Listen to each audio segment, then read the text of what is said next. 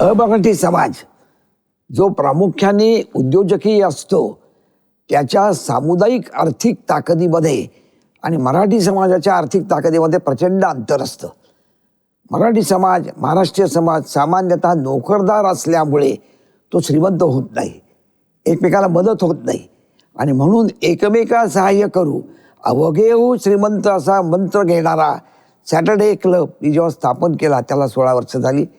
प्रचंड फरक पडलाय, प्रचंड क्रांती झालेली आहे आणि हजारो उद्योजक निर्माण झालेले आहेत. प्रचंड नेटवर्किंग देशभर जगभर होत आहे आणि याकरता आपण सर्वांनी या क्रांतिकारक चळवळीमध्ये सॅटर्डे क्लबमध्ये जॉईन झालं पाहिजे. त्याचप्रमाणे जानेवारीमध्ये होणाऱ्या उद्योग बोध या परिषदेत भाग घेऊन ती परिषद प्रचंड यशस्वी कराल अशी मला खात्री आहे.